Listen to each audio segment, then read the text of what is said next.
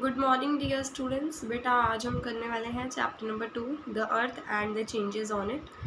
सो बच्चे let's start reading the chapter, क्योंकि इसके नेम में तो ऐसा कुछ भी नहीं है जो हमें समझना है। अर्थ और उसके चेंजेस, अर्थ पे जो चेंजेस हो रहे हैं वो हमें इस चैप्टर में पता लगेंगे। करना स्टार्ट करते हैं। The surface of the earth never remains the same. कहते हैं जो सरफेस है ना अर्थ की, वो कभी भी जो है सेम नहीं रहेगी। इट कॉन्स्टेंटली अंडरगोज चेंजेस, उसके अंदरूनी ही चेंजेस होते रहते हैं। These changes can be sudden और ग्रेजुअल। सडन का मतलब होता है अचानक और ग्रेजुअल का मतलब होता है स्लो। ये हमने चैप्टर नंबर 1 में भी पढ़ा है। The sudden changes originate inside the earth. Sudden changes जो है अचानक से जो चेंजेस आते हैं वो अर्थ के अंदर होते हैं, ड्यू टू वॉल्केनिक और earthquake activities. These forces bring radical changes and are easily visible. ये जो है फोर्सेस ये रेडिकल चेंजेस लेके आते हैं और इनको हम देख सकते हैं, ईजिली विजिबल होते हैं। On the other hand some changes are very slow. कुछ चेंजेस बहुत स्लो होते हैं, वो टेक प्लेस करते हैं ग्रेजुअली, बहुत slowly take place very slowly over a very long time, बहुत देर बाद। This could be due to natural forces. ये इसलिए हो सकता है क्योंकि नेचुरल फोर्सेस हैं वहाँ पे, such as carrying of soil by rain water, changes in course of river, winds carrying soil particles with them etc.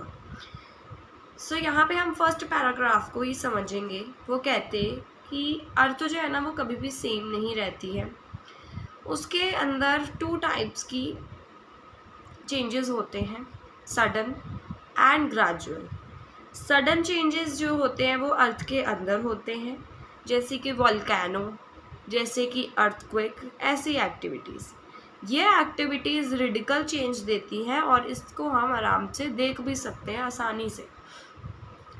On other hand, दूसरे हाथ पे जो कुछ चेंजेस होते हैं वो बहुत स्लो होते हैं और उनको अर्थ पे आने में काफ़ी टाइम लग जाता है। दिस को due to be natural forces, natural forces की वजह से, क्योंकि वो नेचुरल है ना। टू टाइप्स हैं, टाइप्स ऑफ चेंजेस 2 टाइप्स होते हैं। पहला सडन होता है और दूसरा ग्रेजुअल होता है।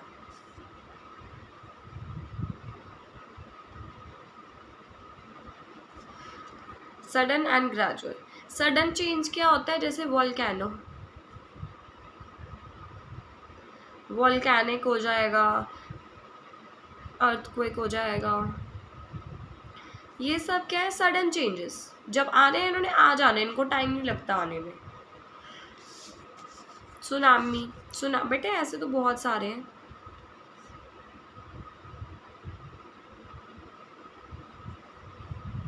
ठीक है, इनको टाइम नहीं लगता आने में। बट ग्रेजुअल चेंजेस वो होते हैं जो नेचुरल चेंजेस होते हैं, नेचुरली ऑकरेंस होती है ये।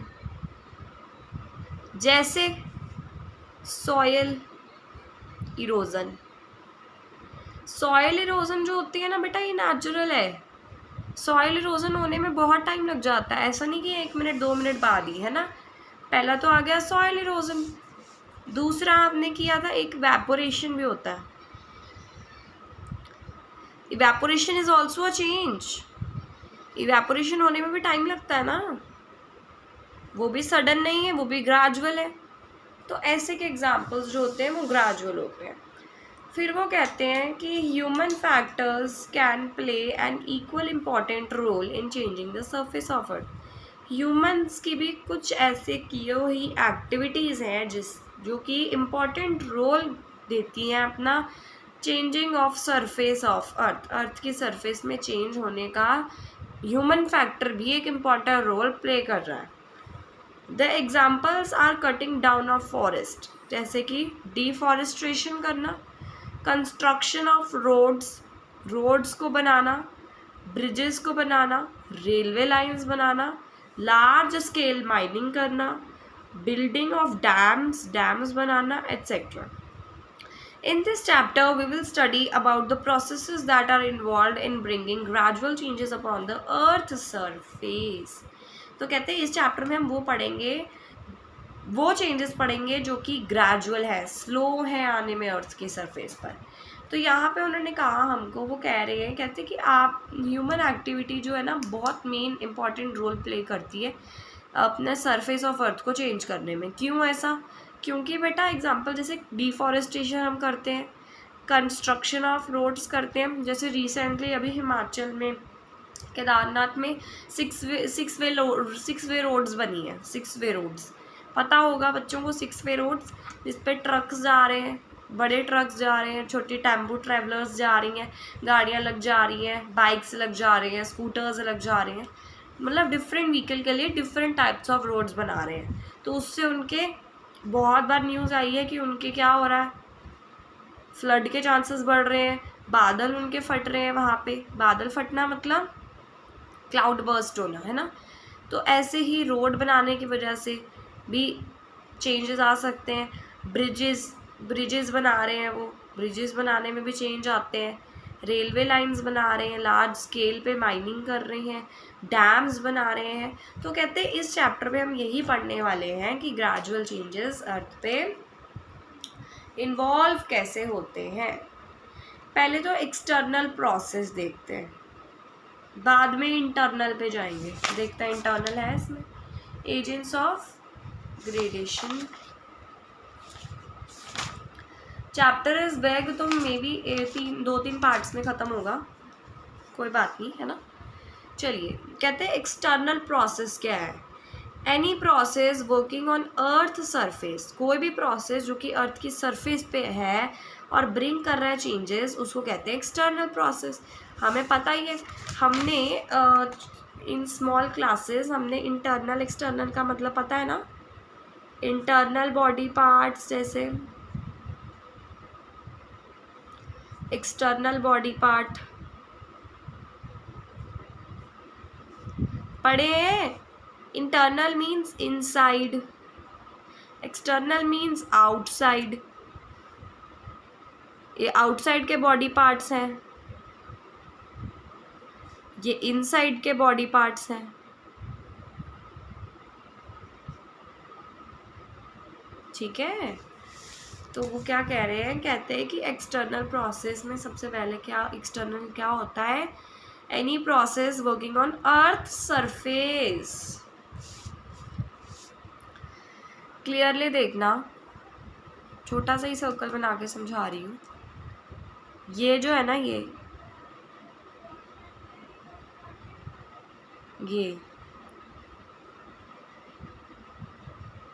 है अर्थ की surface.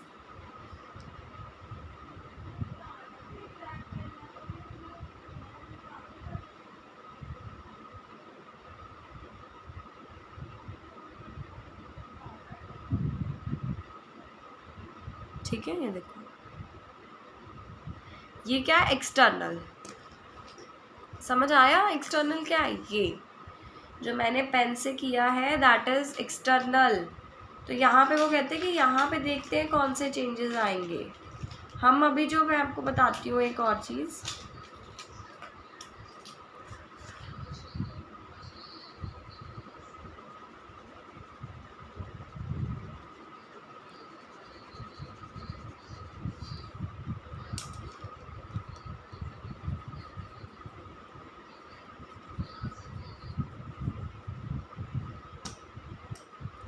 Black is internal, blue is external.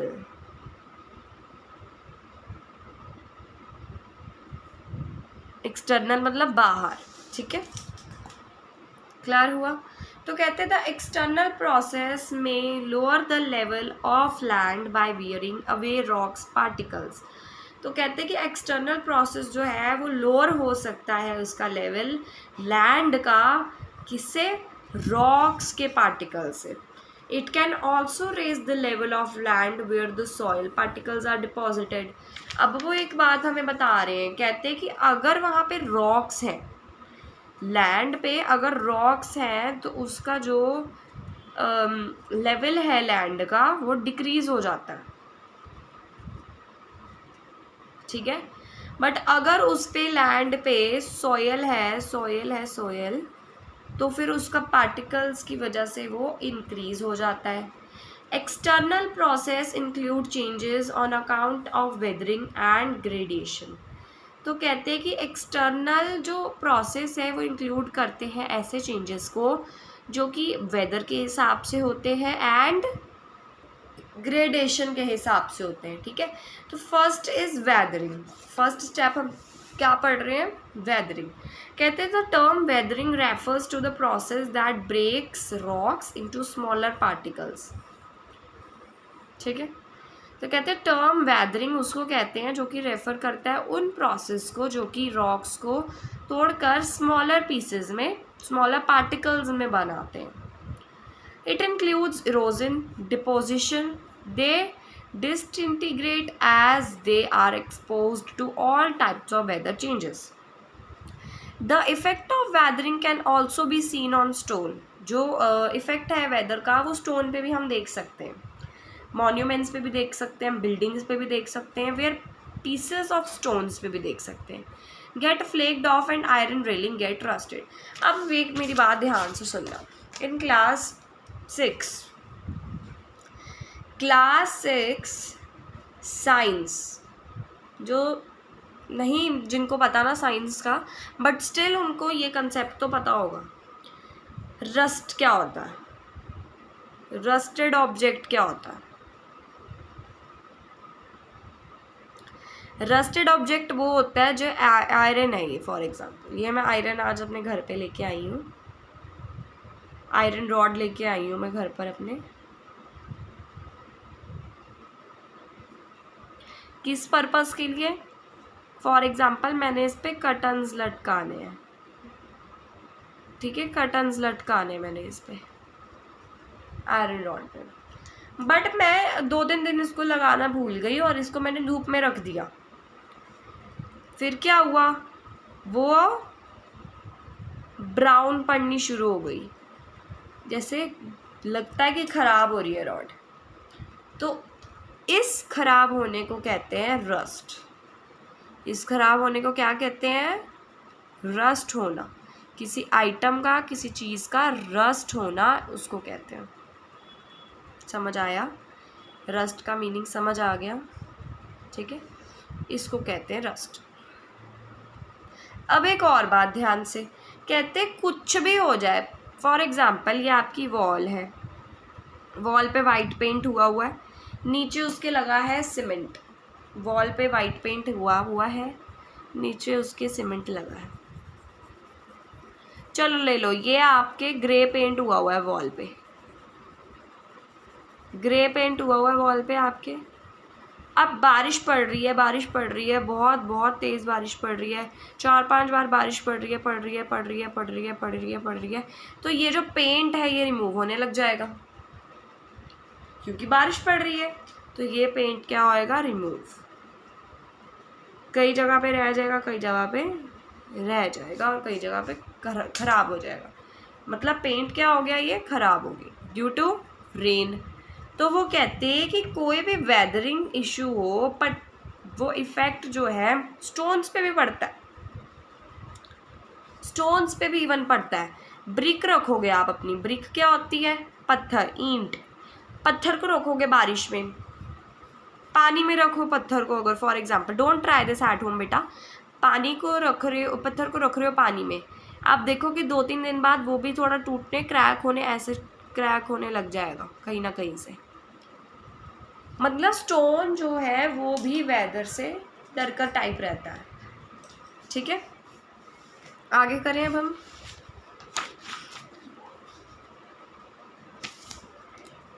Do you know gradation means levelling of land.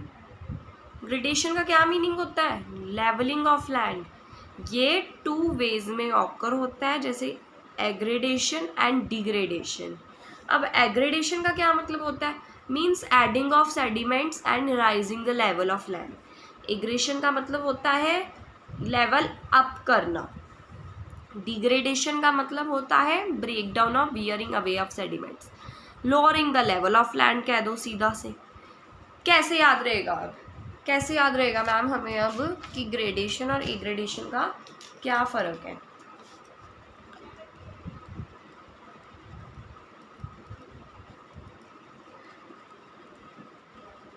ध्यान से एक बात सुनना मेरी अब, सॉरी डिग्रेडेशन था ना, डिग्रेडेशन इग्रेडेशन, हाँ जी, आपने डिफॉरेस्ट वर्ड तो सुना है ना, डिफॉरेस्ट्रेशन, इसका मतलब पता है ना डिफॉरेस्ट्रेशन का क्या है?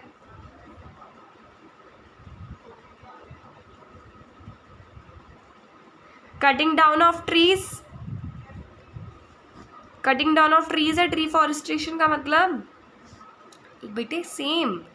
डी का मतलब क्या होता है? खत्म, डी का मतलब होता है खत्म होना, तो यहाँ डी लग गया, मतलब लेवल जो है डाउन है। D for down, D for degradation, D for deforestation, D for digression,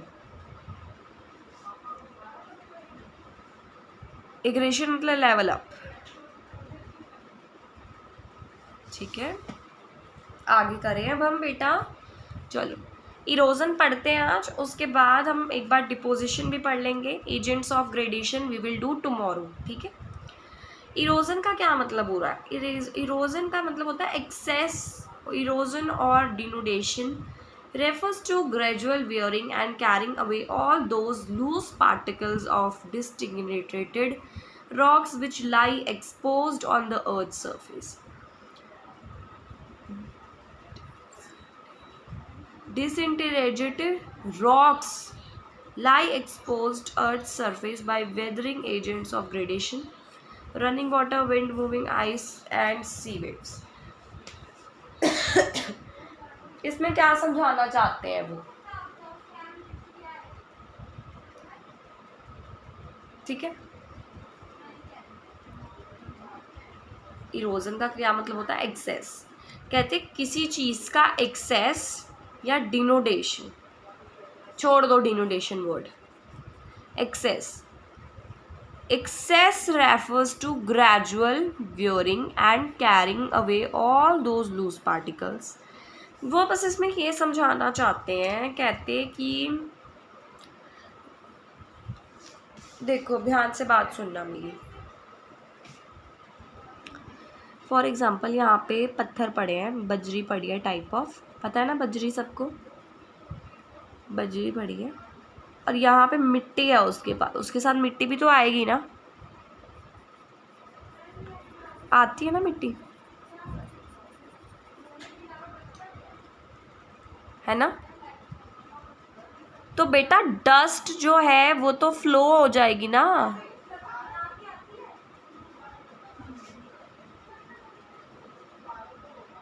flow down with water, water के साथ फ्लो हो जाएगी, विंड के साथ फ्लो हो जाएगी, सी के अंदर फ्लो हो जाएगी। अब यहाँ पे बीच है, बीच यहाँ पे है, यहाँ पे लोग बैठे हुए हैं, बीच की वेव्स पास में आ रही हैं, तो यहाँ पे जो मिट्टी है वो अंदर तो जाएगी ना, डस्ट तो अंदर जाएगी ना। ऐसे ही बजरी के आसपास जो बेटे मिट्टी होती है, वो भी डस्ट जो होती है वो फ्लो हो जाती है, किसके साथ? पानी के साथ एंड विंड सी के साथ। अब एक और बात, एक और एग्जांपल छोटा सा मैं आपको दे सकती हूँ इस पर्पस में। जैसे साइंस में आपने पढ़ा होगा, ये भी साइंस क्लास 6 में पढ़ा होगा, क्लास 6 में आपने पढ़ा होगा कि वीट बनाते हुए जो उसके गेहूँ होते हैं ना, सीड्स तो चलो निकलते ही निकलते हैं, वो उसके साथ में जो उसके फ्लेक्स होते हैं, फ्लेक्स मीन्स छिलके जो होते हैं उसके, वेस्ट कह दो, तो वो क्या हो जाते हैं? ब्लो, क्या हो जाते हैं? ब्लो, ब्लो डाउन हो जाते हैं, किसके साथ? विंड के साथ। ऐसे ही वो बता रहे हैं हमको, कहते कि छोटे छोटे पार्टिकल्स डस्ट के या किसी और स्टोन के, वो विंड के साथ, सी के साथ, पानी के साथ वो कहाँ चले जाते हैं? उनके साथ ही चले जाते हैं, ये बताया उसमें। अब अगले डिपोजिशन में क्या लिखा है? डिपोजिशन का मतलब है, deposition refers to laying down of sediments which have been carried from distant parts the earth surface by various agent and gradation. कहते हैं कि कहते हैं कि डिपोजिशन उसको कहते हैं जब लाइंग डाउन, बिठाना किसी सेडिमेंट को जो कि कैरी हो रहा है अर्थ सरफेस पर, वो भी लेवल ऑफ लैंड पे, ठीक है। तो कहते हैं जैसे यहाँ पे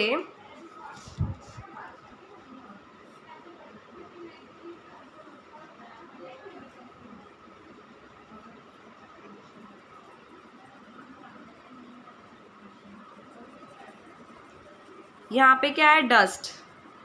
क्या है यहाँ पे? डस्ट।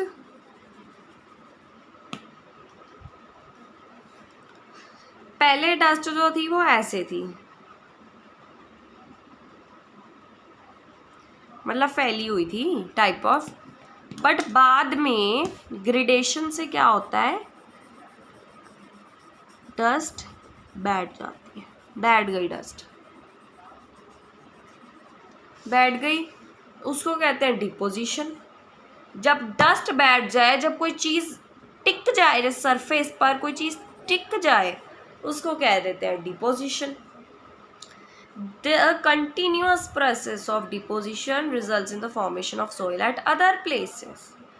डिपोजिशन अगर कंटिन्यूस प्रोसेस चलती रहेगी तो वो सॉइल बन जाएगी। The rate at which erosion take place depends upon the temperature of place. कहते हैं कि जिस एरिया में rate at the erosion takes place, जिस रेट पे इरोजन जो है बैठती टेक प्लेस करती है, वो डिपेंड करता है उस जगह के टेम्परेचर पर, उस जगह के टेम्परेचर पर, वेजिटेशन कवर पर, रेनफॉल पर, स्लोप ऑफ लैंड पर, types of soil, changes in land use. ठीक है, होपफुली बेटे आज जो मैंने पढ़ाया वो समझ आया होगा। Tomorrow we will be doing from agents of gradation, and if anyone want कि मैं उनको चैप्टर 1 के नोट्स दूँ, सो बेटे do comment, I read, okay. And tomorrow we are going to start with this, ठीक है। Hopefully आपको समझ आ गया चैप्टर 2 का 1.5 पेज। चलो very good, thank you students, God bless you. बेटा do mark star on it बेटे। Thank you students.